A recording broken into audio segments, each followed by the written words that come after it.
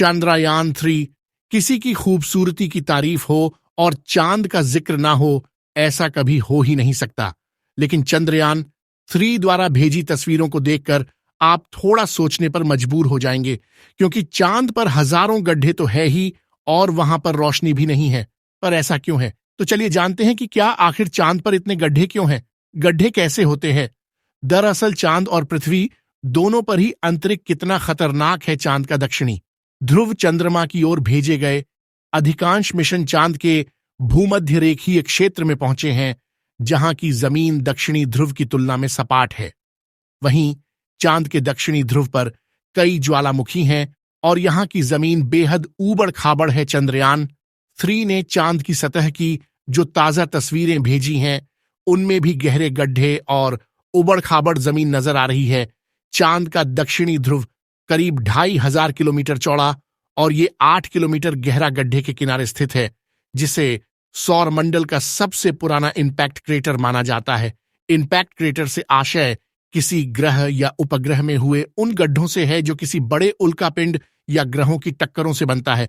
अरबों सालों से अंधेरे में डूबे इलाके अमेरिकी अंतरिक्ष एजेंसी नासा के प्रोजेक्ट साइंटिस्ट नोहा पेट्रो इस जगह पर चंद्रयान-3 पहुंचने की अहमियत बयां करते हैं। वह कहते हैं, ध्रुव पर उतरकर आप इस क्रेटर और इसकी अहमियत को समझना शुरू कर सकते हैं।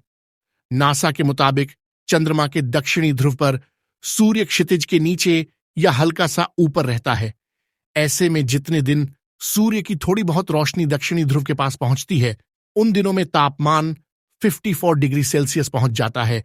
लेकिन इस क्षेत्र में कई आसमान छूने वाले पर्वत और गहरे गड्ढे मौजूद हैं, जो रोशनी वाले दिनों में भी अंधेरे में डूबे रहते हैं।